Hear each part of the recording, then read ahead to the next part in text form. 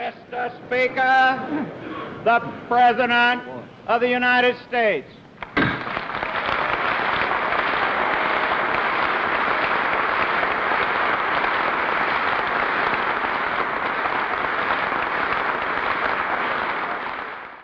This year's legislative program are designed to help each and every American citizen fulfill his basic hopes. His hopes for a fair chance to make good. His hopes for a full-time job on full-time pay. His hopes for a decent home for his family in a decent community. His hopes for a good school for his children with good teachers. And his hopes for security when faced with sickness or unemployment or old age. This administration today, here and now, declares unconditional war on poverty in America.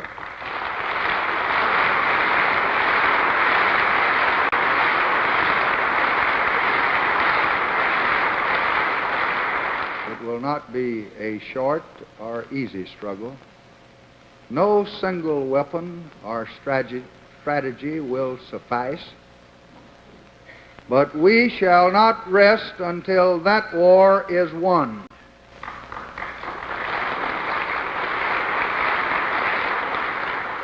The richest nation on earth can afford to win it. We cannot afford to lose it. Poverty is a national problem, requiring improved national organization and support. But this attack, to be effective, must also be organized at the state and the local level and must be supported and directed by state and local efforts. For the war against poverty will not be won here in Washington. It must be won in the field, in every private home, in every public office, from the courthouse to the White House.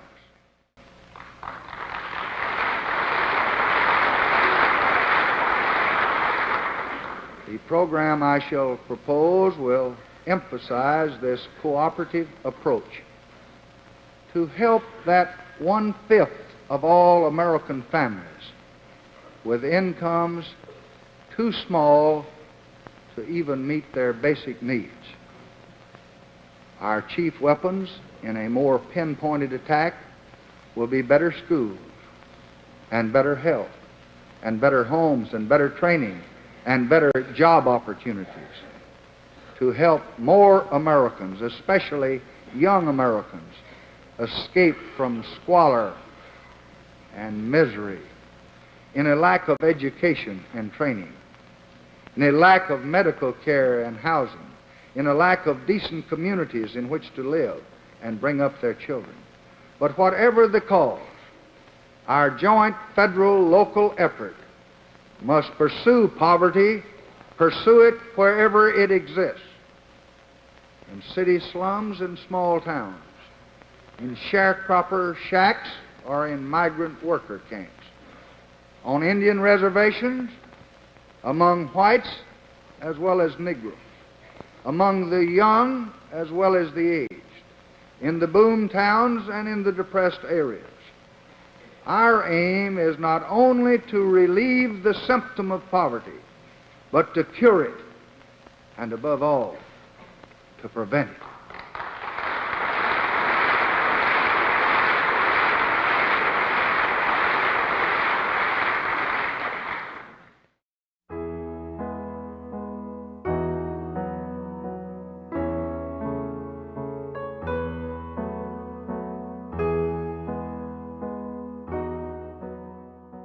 The American dream, from around the middle of the 20th century, was about the idea that with each succeeding generation, economic opportunity would inevitably offer the chance for a better material life.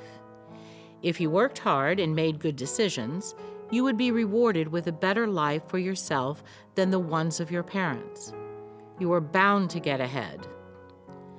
For most of the last half of the 20th century, that promise was generally fulfilled. With what seemed to be an ever upward arc of economic prosperity, the foundation for this American experience was laid. Economic expectations kept a vast semi-continent of diverse people together. Our personal stories may have derived from different books, but when it came to the American dream, we were, for the most part, on the same page.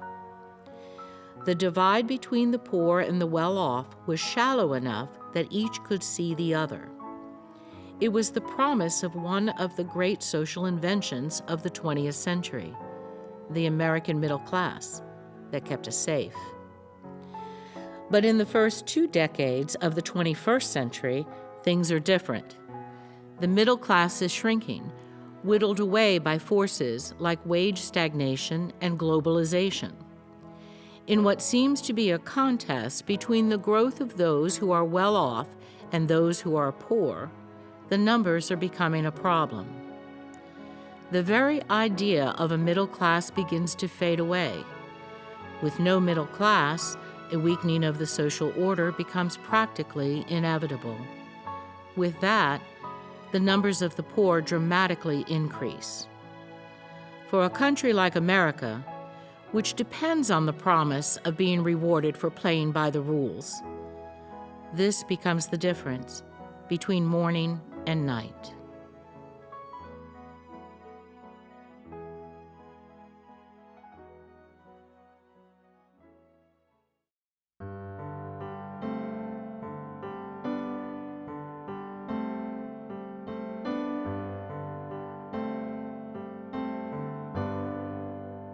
The reason that the people who really need help tug on our hearts is because any one of us can be in this situation. Any one of us could be in need, and we probably have, and somebody has reached out a helping hand to help us too. We could range anywhere from 100 to 200 people every single week. It's been consistent like that for the past 10 years. Our crew that comes in every single Tuesday prepares for the masses because we've seen them, and we're just going to keep doing that. And we've been really blessed with resources to be able to sustain that amount for all those years. Every family that comes out here, it's not just a mom or a dad. Sometimes it's a single mom or even a single dad.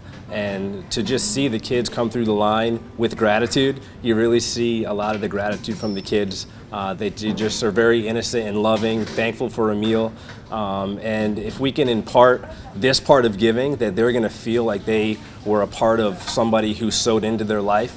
The real goal is for them to actually grow up and remember these kind of moments so that they can impart those kind of values themselves as an adult and maybe even into their kids. So we feel the joy from the kids, but also from the adults too. They're very grateful for what our team does. We've had a really great connection with the community in regards to the food banks and Feeding Tampa Bay, that they've been supplying us with food year after year after year, and they see what we do. They've actually come out here and been on ground with us to see the actual impact. So there's a buy-in there. When you don't really know where your resources are going and you never see the actual product, you're not as personally invested. And when they come here and they see what we're doing, they see these guys cooking all day, every day. They see our ladies making sandwiches. They see their work from their organization in progress here. So it's people that continually see and want to keep investing because they know that we're making an impact here. It shouldn't matter your social economic stature, your political views. If you're in need and you're a part of the community, we're going to want to help you. Let us dream the American dream.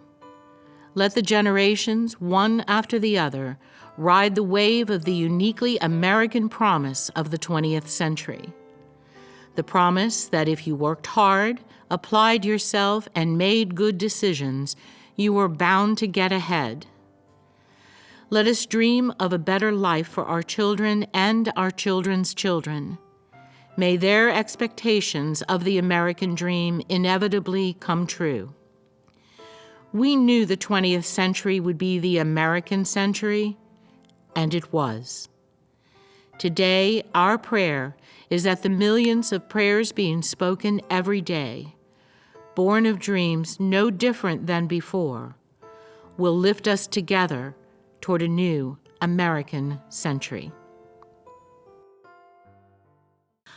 When we think of poor people in America, we think of flickering black and white images of the breadlines of the 1920s, or of stark scenes of today, with worn-out people sleeping in the alleys or on the sidewalks of our towns and cities, surrounded by piles of wadded clothes which double as bedding at night. Lost people who gave up long ago and took to the streets, not to protest anything, but just to live each day by giving up. There is no American dream in them. They are the poor we see, the visible ones. But in the early decades of the 21st century live millions of poor Americans who are not on display, who are not seen because they are different. These are the ones who live lives of poverty just under the official poverty cutoff lines. These are the ones who simply try every day to just make it. These are the ones who are one broken down car, one missed water bill, one sick child away from joining the poor we see. These are the stories of the invisible poor in America. These are the stories of good people fighting every day to hang on to the American dream. They believe it was meant for them, too. I know the invisible poor, and I can tell you who they are. They are the family that are sitting next to you in church. She's the mother with her children standing behind you in the grocery store line. He's the dad that's working a second or maybe even a third job ringing your doorbell with a food delivery. The invisible poor are incredibly hardworking people who are budgeting to their very last dollar sometimes in an attempt to make their bills at the end of the month. Can you imagine living under that kind of stress day to day with no end in sight? The slightest unexpected expense, such as a flat tire, an unexpected trip to the dentist, or maybe even wanting to buy a birthday cake, can make all the difference in being able to pay the most basic bills at the end of the month. The invisible poor, who are our working poor, are incredibly ferocious, brave, dedicated people who are trying to support themselves and their families to the very best of their abilities. They are also looking for a way out and a way for them too to have the American dream.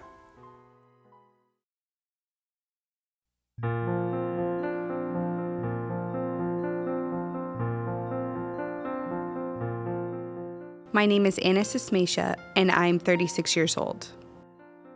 My family is a little interesting. We definitely turn some heads whenever we walk around the grocery store. I have a 15-year-old son. He's from a previous relationship. My husband has twin 6-year-old daughters who we raise full-time. We have one biological daughter together who's 4 years old, and we also have an adopted daughter who's 4 years old. We had my son Eric when my husband and I were married. We planned for our second child, Caroline. However, about 3 months before she was born, my husband got called for a paternity test for 2-year-old twins. It came back that he was the father 8 days after Caroline was born. A few short months later, we were granted full custody. In a 6-month span, we went from being a family of 4 to a family of 6.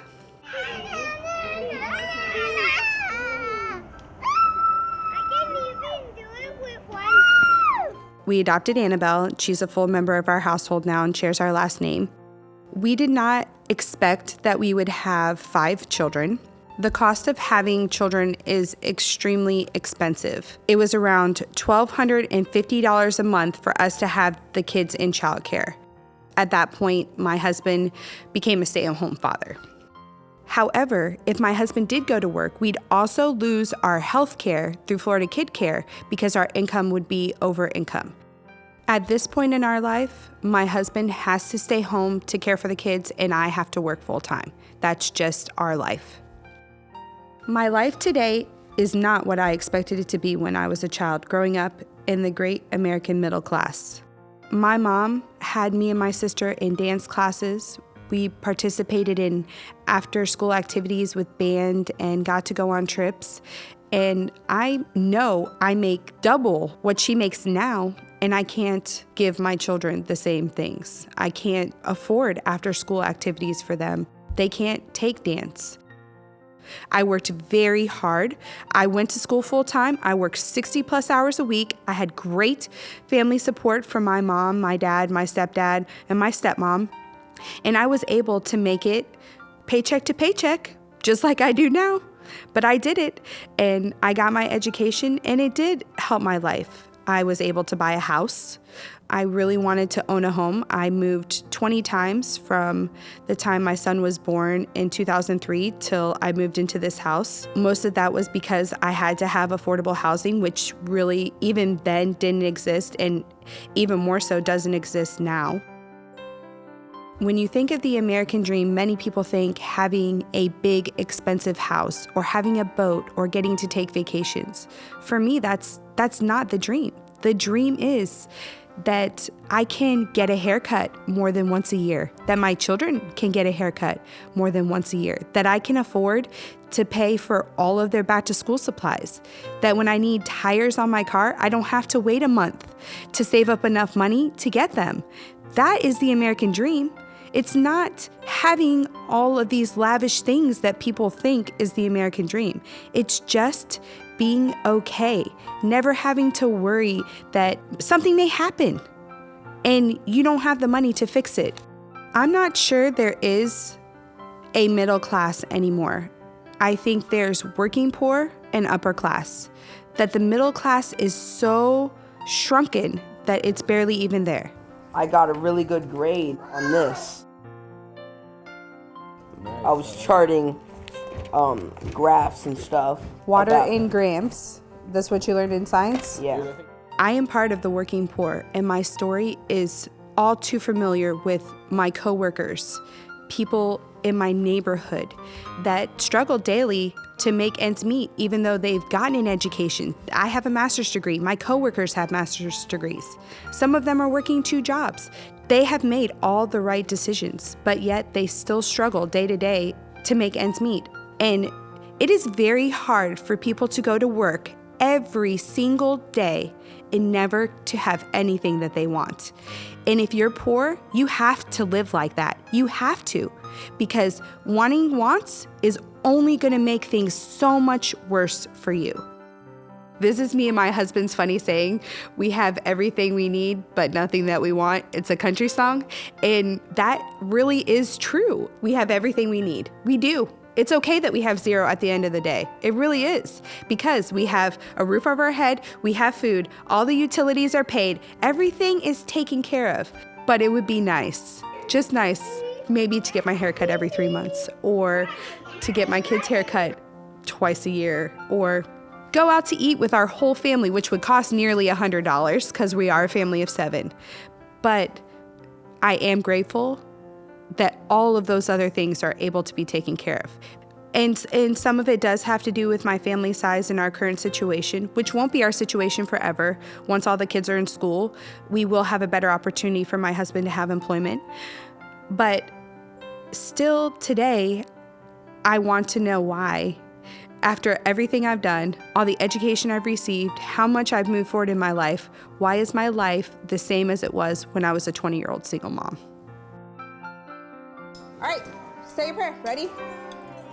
God our Father, God our Father, we give thanks, we give thanks for our many blessings, for our many blessings. Amen. Amen. All right.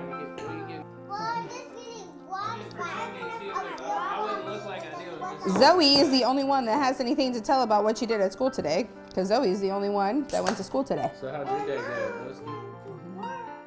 I feel as though I have done everything right for over a decade now, and I feel like I should be comfortably in the middle class.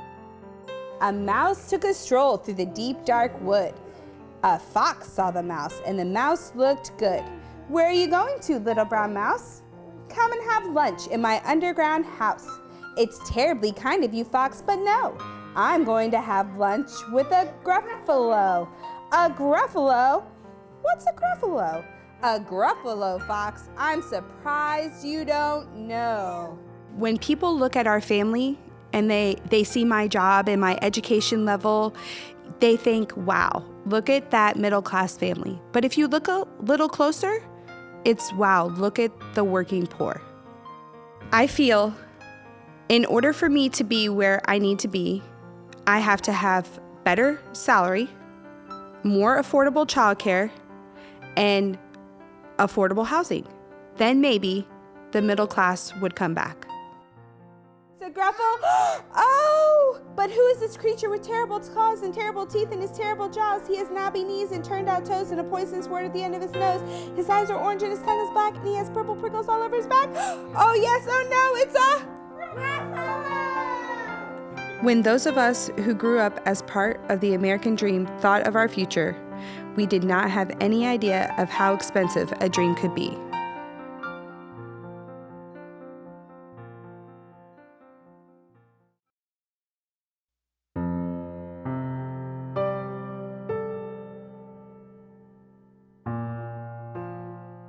My name is Vanessa Horton. I am married to Timothy Horton, and I have 12 kids. My husband, Tim Horton, married me with 8, and we had 4 more. I have lived a life basically in poverty. I've tried and worked very hard to accomplish 19-hour days, trying to get out of poverty. I don't know if I ever will, but I am happy where I'm at in my life. I had a stroke in November 2000, and my husband was working for Ford Motor Company. And we quickly found that being able to pay for my medical bills would be equal to 10 years of his salary. So he left Ford and started working from home so that the Medicaid could pay for the bills pertaining to my stroke. After that, we never could get ahead. We tried very hard, but there was a lot of bills. When I had my stroke, my husband had to teach me to walk and talk again, as well as taking care of a newborn baby. It's different when you're poor than it is if you have money, because you don't have an extra fund set aside to be able to pay your bills while you're sick. So you have to still work and get through this at the same time as being sick. If you had wealth, you wouldn't have to worry about that. But 90% of America, in my opinion, has the same issue. They don't have enough money to cover for emergencies, and it's not from lack of trying. So living in poverty is probably one of the hardest things to do because you get depressed. You never see your way out of the constant debt. You work 19-hour days to try to pay the bills, but there's always another bill. You rob Peter to pay Paul, but sometimes there's just not enough to cover all of them at once. Living poor is hard because you have to go to the thrift shops to get your clothes instead of to like Walmart. You coupon for everything that you're getting, so you get double your money on everything.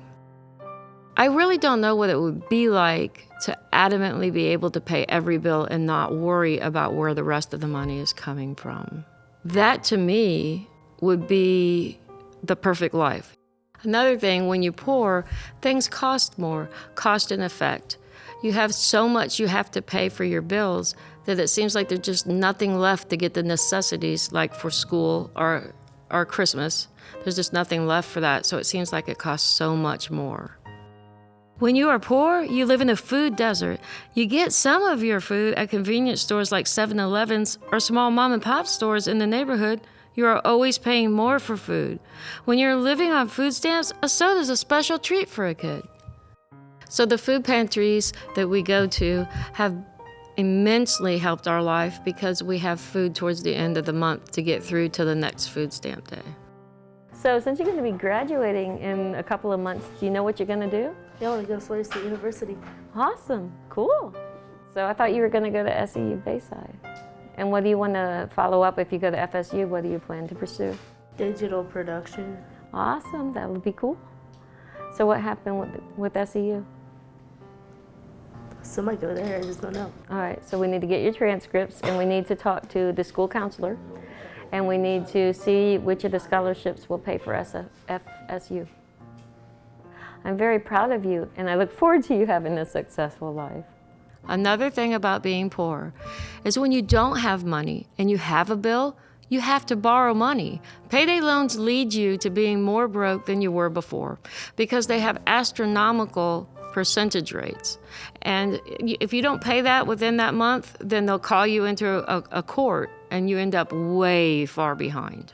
When you rent furniture from a leasing corporation, then you're paying 10 times more than anybody would off the street because they just go in and buy it. Well, you don't have that lump sum up front, so you have to pay a little bit at a time. And if you can't pay it, they'll come take that furniture back, so your kids don't have any furniture to sleep on. It's very complicated. It's hard to live in a safe environment when you're poor. We had lived in a very bad neighborhood for a long time. As the kids got older and became teenagers, we didn't want them to be around that. So it's way more expensive to move them to a suburb, but I want them to have a quality of life that's better than where they were at. Shame is a big part of being poor. You're not invisible when you're poor. You notice how other people look at you at the checkout line when you pay for your groceries with food stamps or an EBT card and you get that evil look from the lady down the way. You're thinking, I work 19 hours and I'm here buying groceries. I'm not just sitting at home and not doing anything. I am doing the best I can for my family and I would give them the very last breath I have. The American dream for me is probably not reachable. I have come to realize that. The American dream of owning a big house or a big car or a fancy boat, I probably won't ever reach that. So you change your dream, and my American dream is to provide a safe, healthy environment for my children and food in their tummies. And it has come so far that I am able to do that now. I will do anything in my power to make that happen for my family. Personal relations are affected by the fact of whether you have a job and are working or not.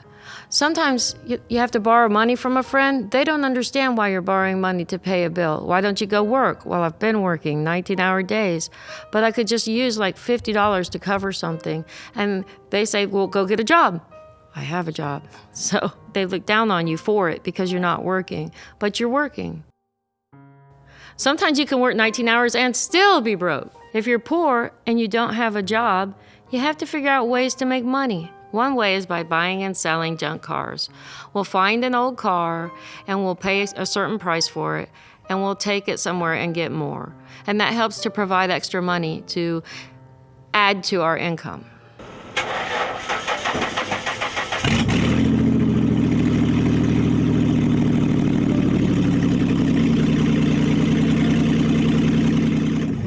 One of the ironies of being poor is losing your house to foreclosure.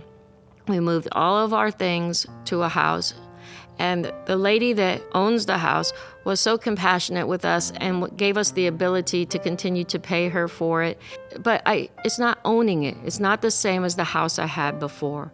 And the irony of it is my kids were homeless for a month in between these houses before this particular woman stood up and gave us a house. But there are people out there who don't even have enough to do that. So I know that I'm better off than some. I encourage everyone out there too, if they see somebody that's struggling with an EBT card or food stamp card and they're in the store, to put themselves in their shoes and not make judgments. That there's very good people who are just struggling in life, and ask that you remember that when you're in a store somewhere. I don't think I've had a lucky life, but I do think I have been very blessed with what I do have. I have amazing kids. I wouldn't change them for anything. I have an awesome husband who struggles, but I love them all immensely, and I don't think I'd change that for the world.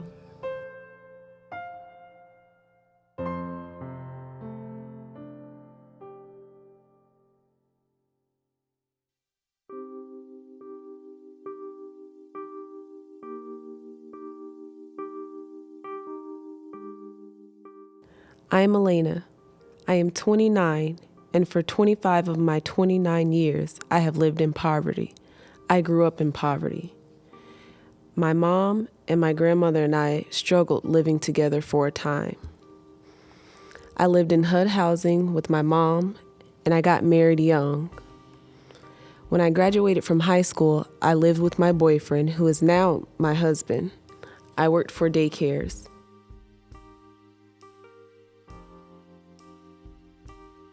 We got along on about $775 to $850 a month. We lived in apartments making about $8 to $11 an hour. From where I came from, everybody had bad credit. We thought it was normal. In those days, we lived our lives through trial and error. Part of that life included being able to take out college loans at the age of 18. For everything else, you needed a credit investigation to borrow money, but not for college loans.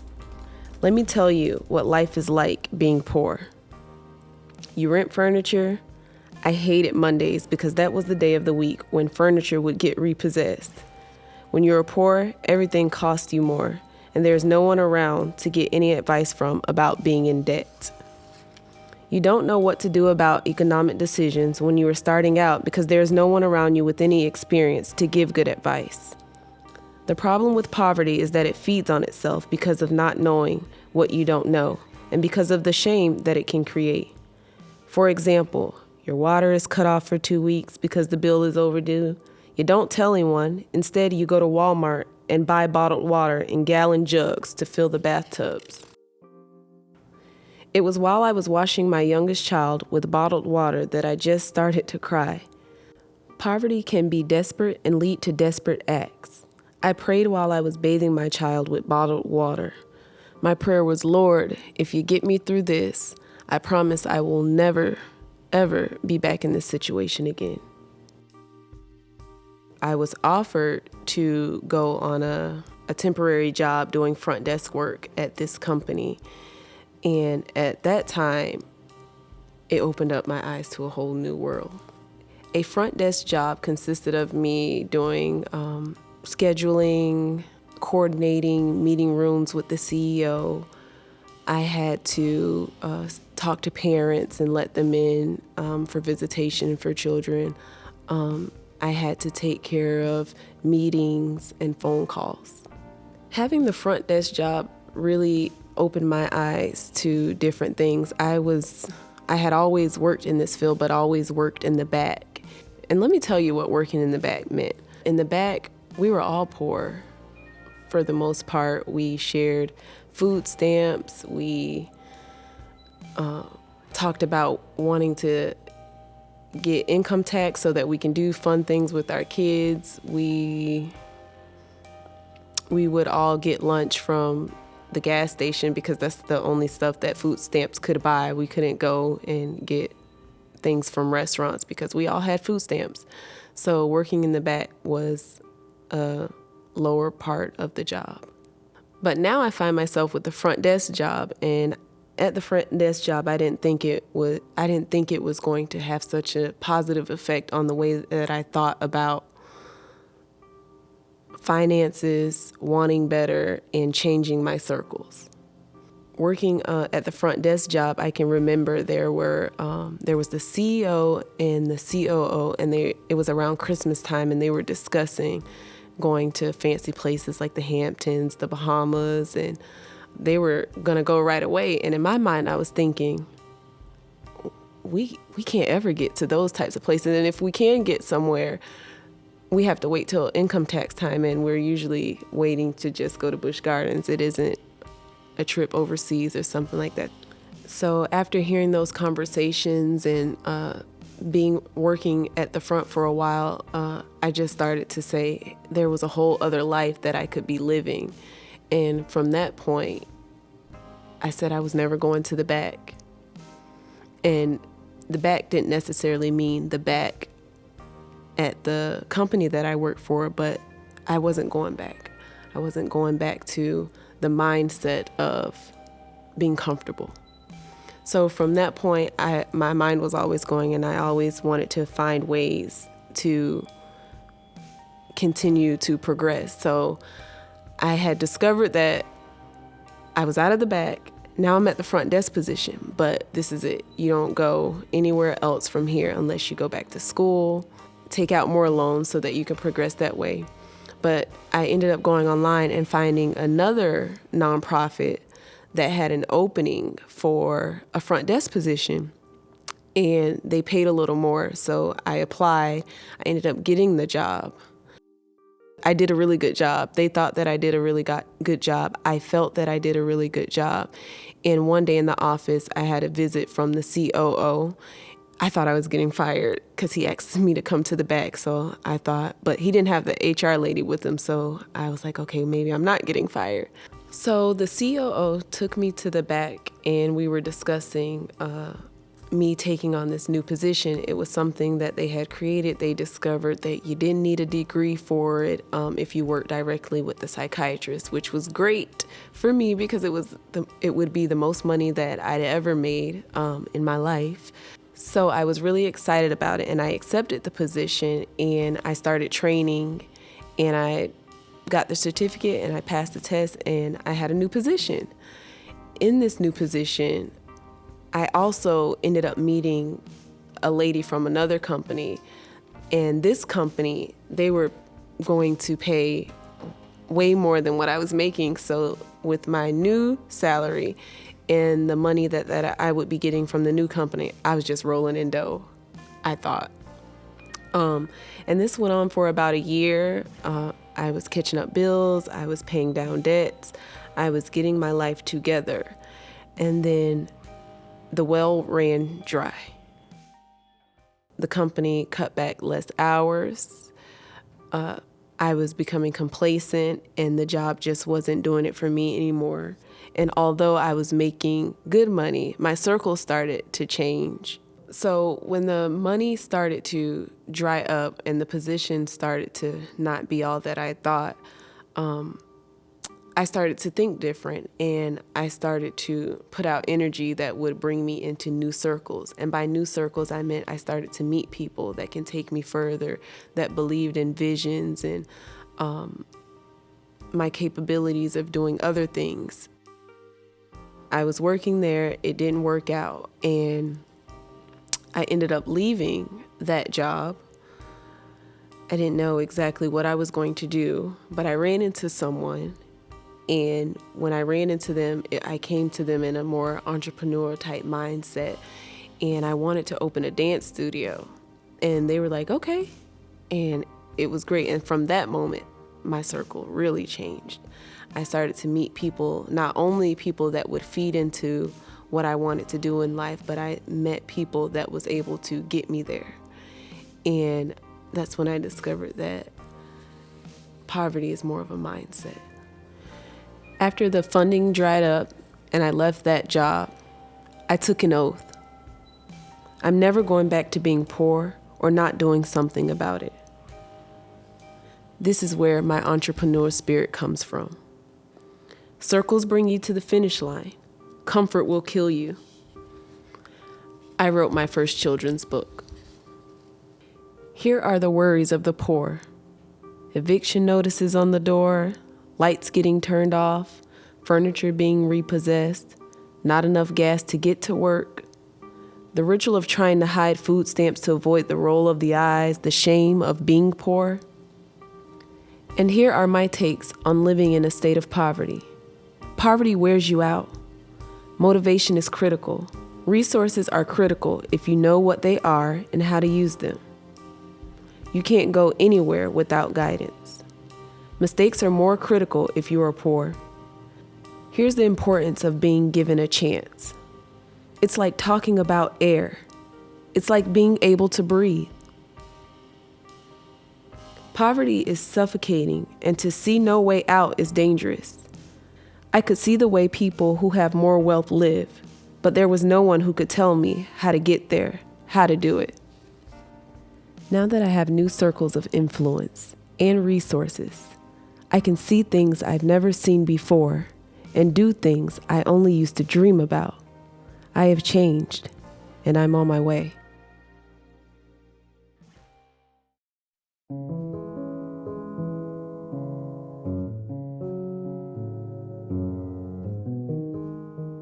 I am Yesenia Garcia, and this is my story. I don't remember a lot about my family in Mexico, but I do remember growing up poor.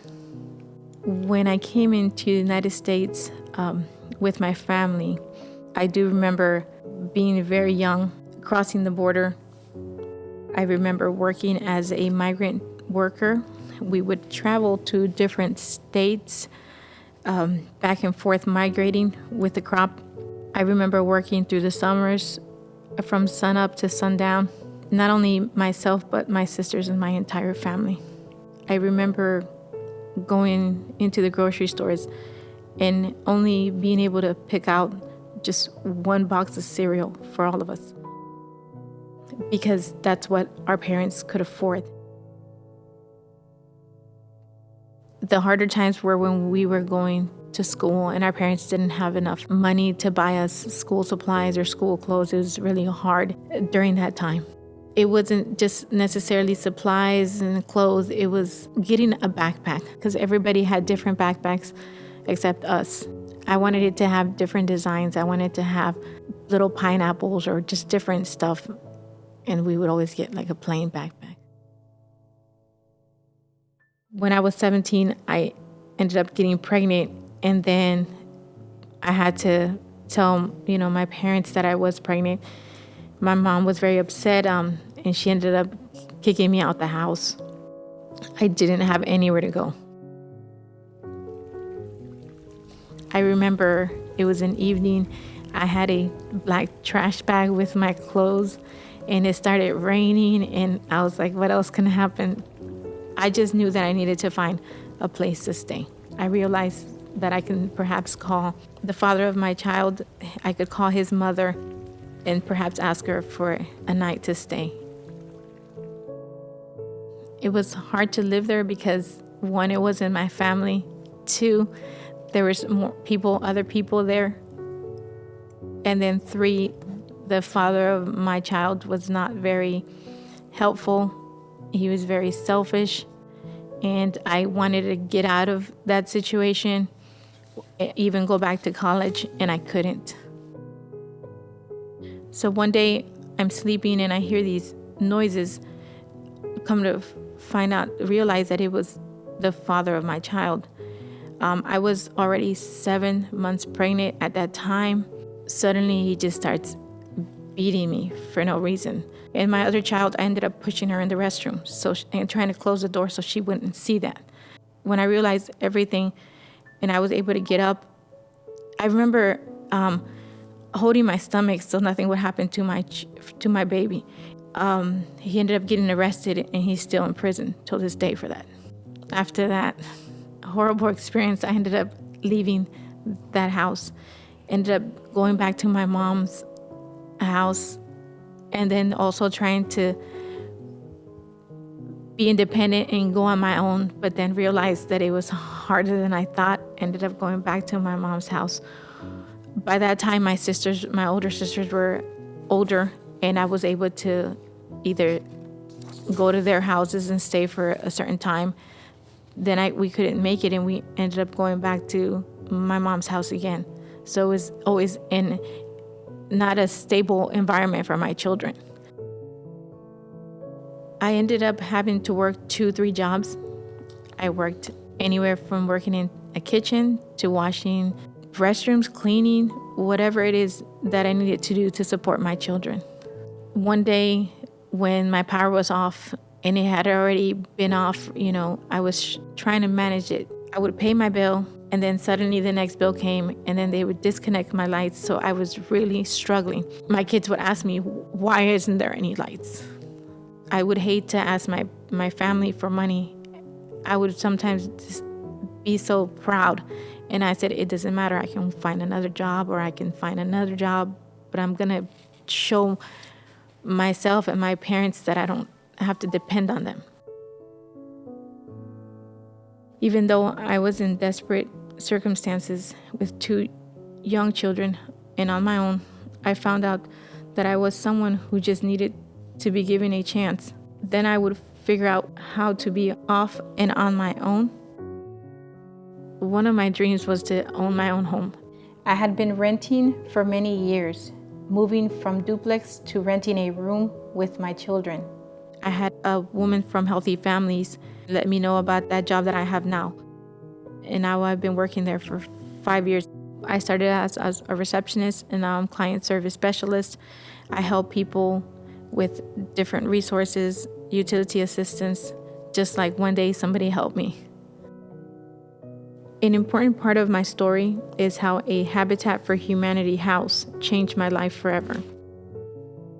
I heard about Habitat for Humanity and how someone could become a homeowner. I was very interested. I went to the orientation. After that, I started working towards my goal of becoming a Habitat for Humanity homeowner. I worked Monday through Friday at Step Up Suncoast, a nonprofit agency. But on Saturdays, I would work on other future homeowners' homes. I would work on those homes as if I was building my very own.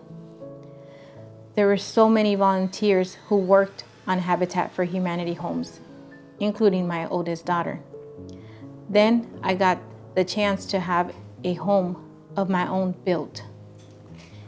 It was overwhelming to see so many volunteers from different ages and backgrounds working on my home.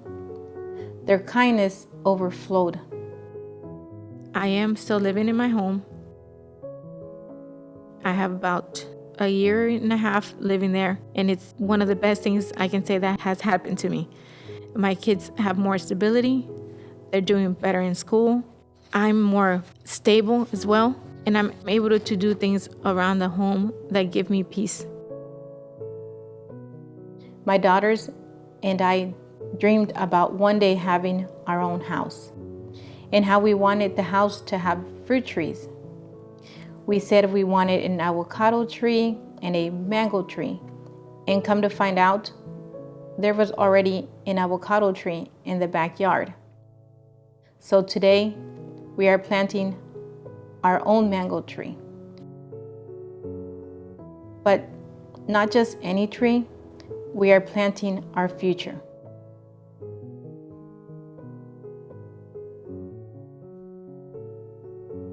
I've been wanting to become an American citizen for a while. I was a permanent resident for about 15 years, but I never had the resources, I never had the finances to pay for my citizenship.